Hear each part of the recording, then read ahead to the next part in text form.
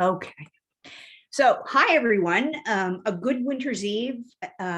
Welcome back to those who have been on this journey before with us, and a hearty welcome to those who are joining back in from being here before, or those who are coming for the first time. Tonight's topic is why we fear death. But before I say more, I want you to know that this is not a one-stop fits all discussion on loss, death, and bereavement. As I repeatedly keep saying, the subjects I present on are only a good place to start discussions on topics that are little talked about. For those who don't know me, I'm Catherine Weir, and I'm a loss, grief, and bereavement counselor. I run my own business, itjusthappens.ca, where I offer one-on-one and group counseling workshops, a place where people who need answers, someone to talk to, someone who's been there, done that, or someone who has learned and trained skills to help the bereaved heal. So why do we fear death? Do you fear death? Does death frighten you? And if so, do you know why? Do you want to move past this fear? Do you want to know what has triggered you and our Western culture's fear of death? These are just a few of the questions that I answer tonight. Now, what is important to note here is that I am not the all-knowing, all-powerful answer to these questions. For me, these are questions I have asked myself as it pertains to me or to those I see and experience around me. These are questions I am continually curious about as I see them affecting the lives of so many because of their fear of death. You see, it is my belief that until we know and accept death, then we are not able to fully live. I find it ironic that the only way to live life fully is to journey through our fears of death. And for me, I found that on the other side is the best life I can live. I do not look at death as something to be feared, but instead something that should be honored and cherished in our everyday lives. So in this talk, we are going to look at three parts of why we fear death. The three central foci are religion and its influences, fear of the future, and how this affects, in quotations, the living. I'll explain that when we get to there. But first, three things must be noted. I'm reminding you that on March 22nd, the next topic, which the audience chose, is taking place. It's MAID, medical assistance in dying versus suicide, is going to take place. And it's going to take place from a Canadian perspective. Now, this is new information, this MAID stuff as far as Canada goes, but it affects both the political and medical spheres. And that's something to be considered when discussing that information. It's also only a small portion of the wider talk that needs to be had on MAID and what that means and the questions that need to be asked. So just know that that's only the beginning, but in series 2, which I am not telling you about right now, there will be further discussion on this same issue of MAID. Second, at the end of this presentation, I'm offering a special discount for all participants here tonight. The flyer I uploaded at the beginning of the chat, so you'll find it at the beginning of the chat, it's there. Finally, I would like to note that I am aware that this is an international forum, and the common bond that brings all participants together is the shared belief in spirituality and whatever method of comfort and discovery this means to you. For me, I do not identify with any religious belief, but I am highly spiritual. I'm a light worker with my spiritual core made up of studies in Buddhism, Indigenous religions, and Wiccan. I believe in past lives. I believe in the ability to heal that which hurts by looking inward and letting love heal our pain. I believe in shared energies, deep connections between nature and living beings. and that the core of healing, love, and growth is something that we are all gifted with. We just have to learn to access and cherish the power it gives us. So let's begin on the first section, which is religion and its influences. I do accept that this might be contentious for some people, and I am open to discussing that in the chat when it follows. This is the first time I'm putting this, how should you say, this topic out there amongst others. So I'm not worried of being at risk or anything here. I just want you to know that this is just my belief system. I'm opening it up to you for you to listen to. The parts you might want, parts you don't want, take what you will. To begin in this section on religion and its influences, I want to reiterate, these are my observations, findings from my personal and academic research, and conclusions I have reached from such observations and findings. In no way do I have the absolute answer, and I am always open to learning more on this topic. After all, I see my conclusions as fluid and not absolute. When it concerns religions and its influences, I have broken this particular section up into 4 parts: an introduction, questions that one might ask themselves, the ability to self-assess, and spirituality from within. So when I posed the topic of why we fear death, my vision was the notion that as humans, we fear death because we do not understand it. I am not just talking the physical, but for many, the higher question of what is after death. For humans to fear the pain of death, be it from disease or harm sustained by the body, is natural. But I suggest the pain at any stage in life and what happens when death is imminent is greater than I suggest the pain at any stage of life is terrible, but that what happens when death is imminent is the greater fear of death, which is what comes next. For some, their religious beliefs answers this question. They have spent their whole life asking what comes next, with an understanding that what follows, and therefore death is not so much to be feared as permitted in comfort. For others, even organized religious upbringings, there are still questions. And for these folks, there's a fear because of being unsure of what comes next. And then for others, there is no fear because they are comfortable in their spirituality and what comes next and what does not come next. And finally, there are those who have no religious or spiritual beliefs and might fear death and what comes after it. There's no one size fits all here. In essence, for many, death raises the most important question of what comes next.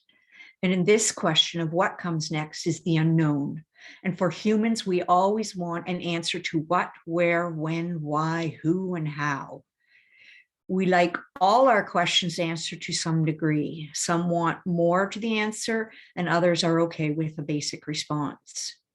When it comes to religion, and for the basis of this discussion, I'm talking organized religion, and for the most part, Christian-based religions. In this first part, I look at how we are born in sin, the removal of death from life, and death as a business. So in the discussion on born on sin, one of the most basic principles of Christianity is the notion that when we are born in sin and have to spend the rest of our lives looking toward God for forgiveness of our sin. Sin being something that we continue to acquire throughout our lives and have to be continually forgiven for. Therefore, from birth, we are always making up for some assumed wrong. This not only keeps parishioners tied to the church faith, but it also keeps them away from the basic principle of life, which is everyone is in love, born in love, worthy of love, and continually reaffirmed in love. Christianity, as well as other religions, have always had the notion of tithing as a way to guarantee one's passage after death into heaven. As far back as ancient Egypt, there has been the occupation of professional mourning. used by religions and the wealthy to pave the way for someone to enter a higher state of being, whether that means as a spirit or as an entity entering the desired existence of heaven. The greater the mourning, the greater the number of people mourning for you, or the greater the tithe, the more assured one is of getting into heaven. Now, if one were to stand back and critically assess this information, what we would find is that buying one's way into heaven is subject to sexism, racism, social status, and economic power. As it has been in Christianity and other organized religions, you often find white, wealthy men in power. And for those whom the professional mourners wailed for, it is again men in positions of wealth and power and their families. I am making no judgments on these findings, only noting a direct correlation between how to get into heaven or equivalent and who are, as a person, gender, race, able-bodied, social status, and degree of power in society based on wealth. But in looking at history and looking at organized religions, it is indeed interesting to note that Christianity, for the sake of this presentation, means that one can buy oneself into heaven. This means that being born in sin can be bought out of, and being sinful can be overcome with money. In other words, to get to heaven is a purchasable commodity. The message that has historically given to those following religions that have this premise of buying into heaven in their teaching is that who you are as a human is of less value than the amount of money you have in your lifetime. Christianity's teachings that if you are good enough to get into heaven, and if you are sinful, you go to hell, are not necessarily true under the premise of tithings and professional mourning. Now, what needs to be asked here is who determines who gets to heaven? It appears with organized religions, for the most part, humans, one's peers or one's peers are the final decision makers. And for those who believe in God or equivalent, then this decision making, in my opinion, is an insult to the love we are supposed to have for one another. So the removal of death from life. I suggest that one of the greatest sins humans have committed against ourselves is to remove death from life. Like our movement from a basic agrarian culture to an urban culture or an urban focused culture, we have removed life and death from before our eyes. For farm kids, life and death among their farm animals is in their everyday life. They see birth, early death, death from disease and injury, a sustained life, procreation, and death from old age. These children are able to celebrate life and mourn death. They are able to see life cycle in its complications and uncomplications before them. When the majority of the population moved into urban settings, and when we became an urban-led culture, we slowly removed death from the home. No longer was grandma lying in her coffin in the sitting room, where one could take their time to let them go. Now we live in a time of funeral homes. We have removed the comfort factor of death from the home. We have organized funerals that are often boilerplates of other funerals. We have standards determined by men in suits at funeral homes. It has become a business where death is controlled not by those who love the lost one, but by laws and basic rules of engagement when it comes to death. So I'm going to tell you a story here. When my dad died, we decided not to do the funeral thing. We decided that he would be cremated and brought home, and we would hold two ceremonies, one at home and one at the gravesite. I will tell you about those another time. But for now, I want to focus on how the funeral home wheedled itself into the ceremony that it was not part of. My dad died in the hospital, and we had him sent to the funeral home to be cremated. I picked him up, and they asked me about the obit. I said I was writing it, and they suggested they could send it to the paper. Now, when the obit came out, we were annoyed because the funeral home had put their information at the bottom of the obit, taking credit for the processing of my dad's death. This was in no way the true story, but one that they chose to take advantage of. Okay, with death removed from the everyday at home, there has been an increase in mystery around death. Hence, my developing the presentations for the loss, grief, and bereavement, and specifically death and what we don't talk about. You see, I see another financial gazing institution, the funeral home, has been set up to tell us the basics of what they see the bereaved and grieving need to know, not what each individual bereaved person might need to heal. Now, I'm not saying funeral homes are all the same, nor are they not necessary, but they have further created a divide in how we as humans access death and what it means. For this section, I would also like to share one more story. Before my Mikkel died in March 1993, I'd experienced a guided meditation with the counselor I trusted and still trust with my life. In this meditation, I went outside the guidance and followed my own pathway. I left my body and journeyed to a place that is filled with love, pure love. A place I came to know as what heaven is, or life outside living is.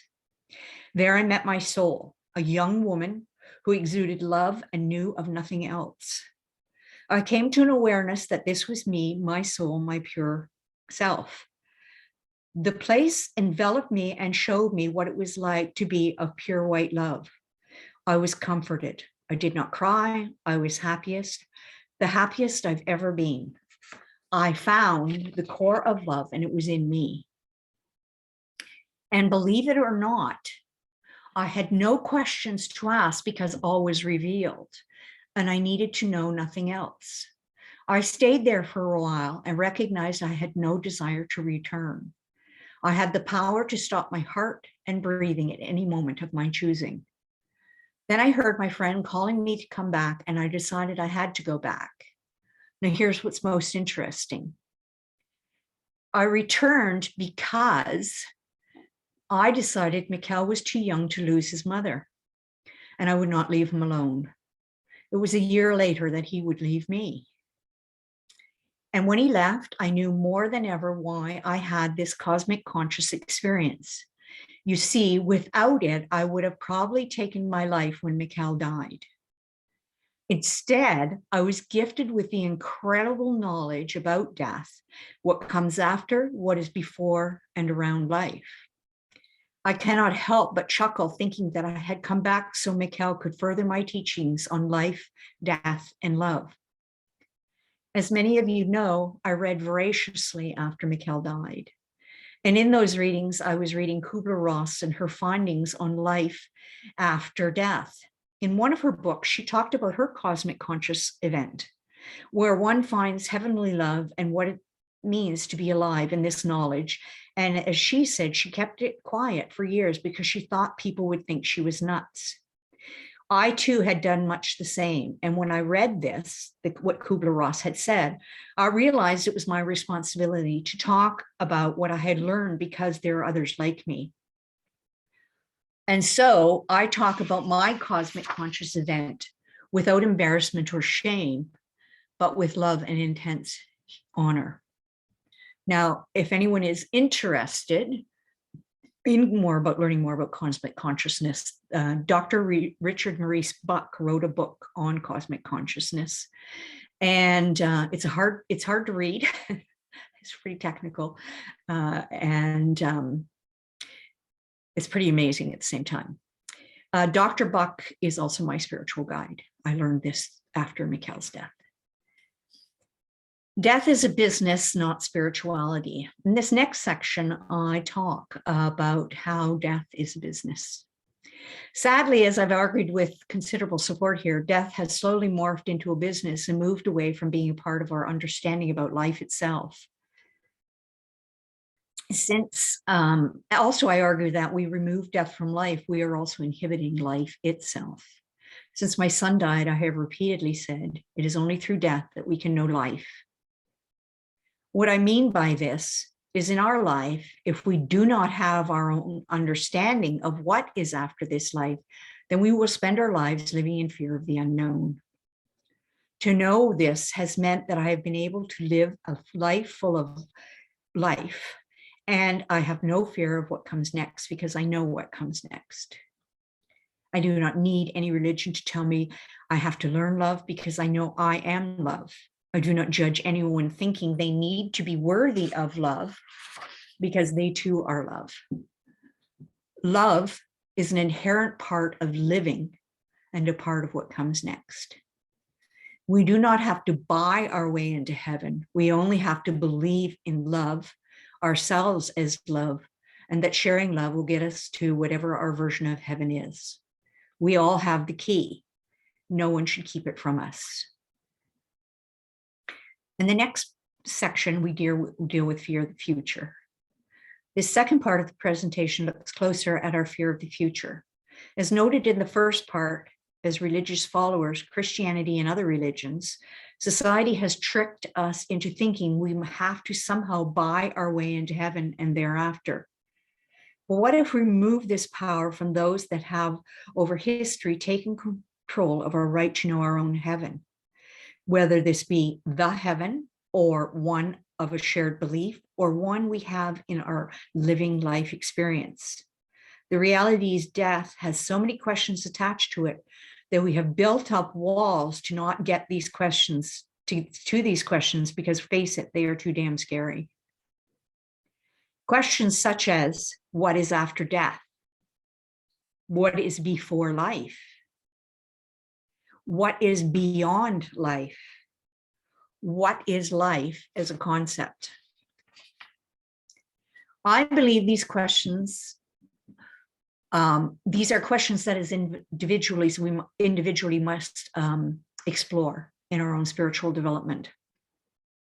These questions are not linear, nor are they knowledge limiting. We are not asking what comes at the end, but what life exists all around life. One of the detriments of most organized religions is the notion of hierarchy, with those at the top making decisions for everyone below them. This should not be a shocker for anyone because this is how government works, laws are formulated, how business runs, and so on. In hierarchy, one of the basic principles is taking the right to self-assess, self-choice, and self-ask away from those on the lower rungs of the ladder. When you do this, you effectively remove critical thinking from the everyday person's right to self-understand.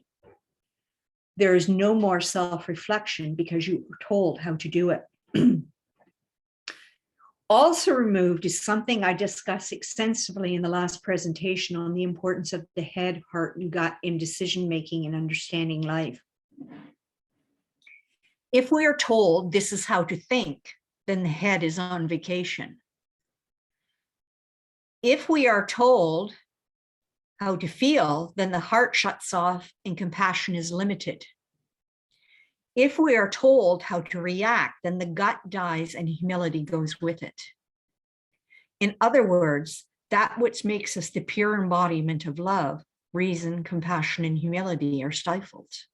Instead, we are told how to live and how to get to heaven. Again, I argue that to know death and to truly know life, we must ask the questions, as I've said before. What is death?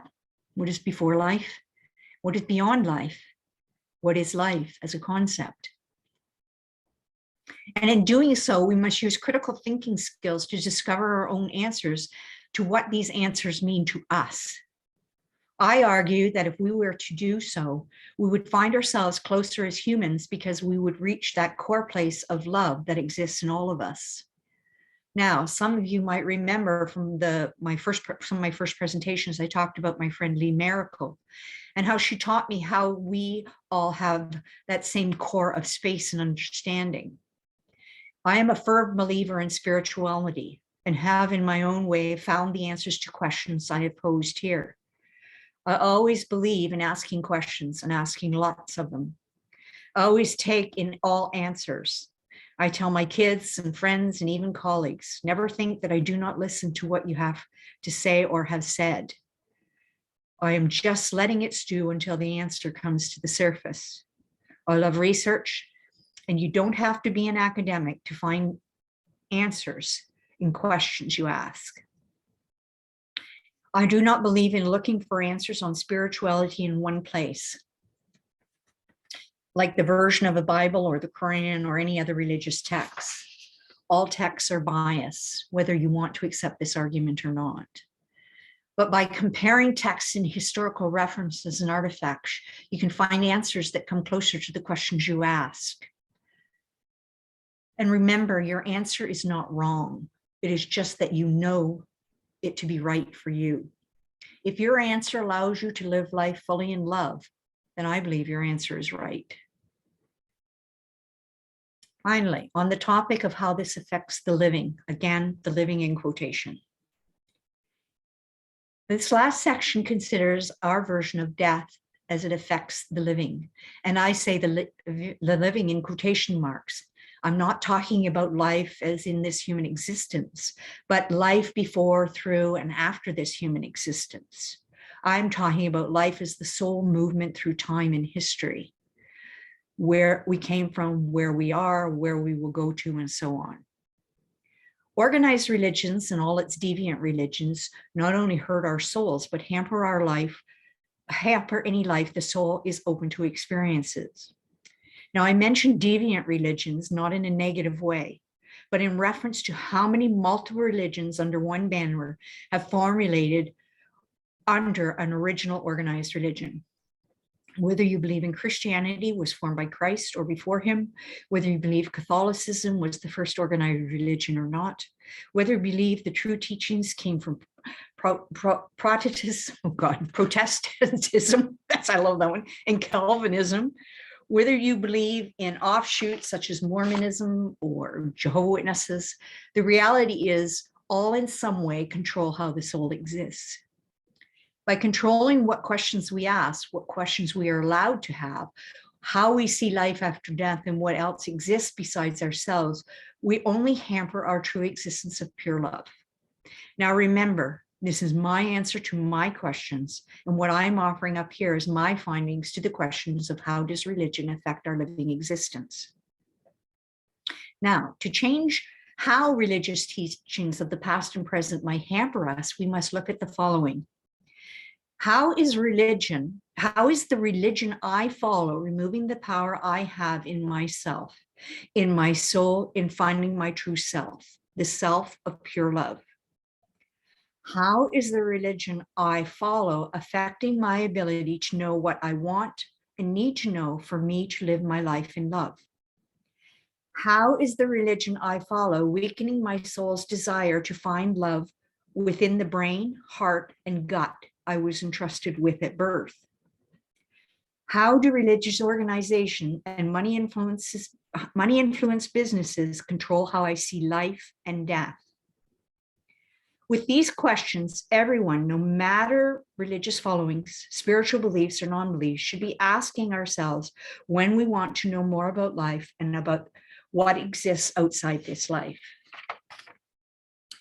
Finally, I suggest the following are what we should, whether religious or not, do in order to feel comfortable in our skins and live life and what comes before, after, and around in pure white love.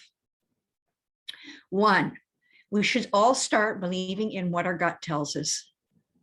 We need to nurture the self as loved entity with no external judgments, values, or expectations put on this self-love.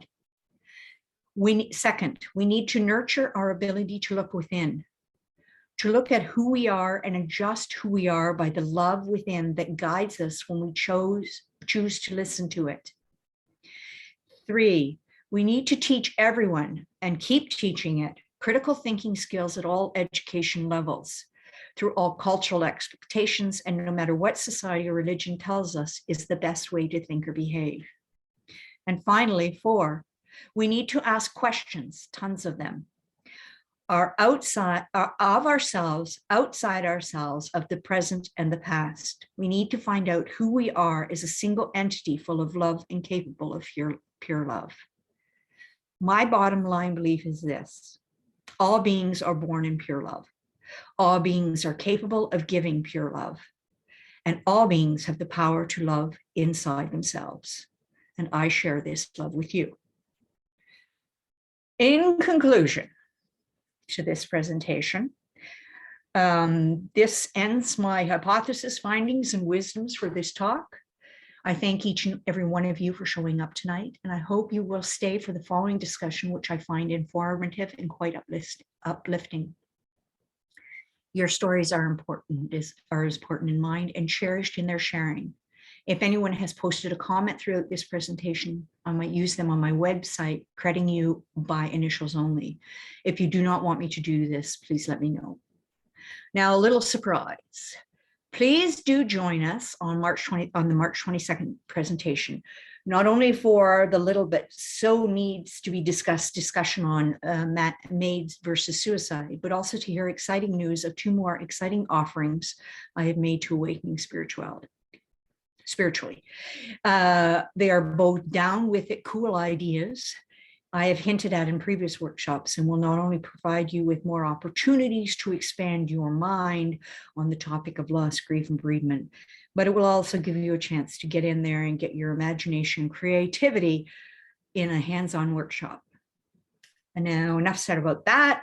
I've mentioned the promotion, which it's attached.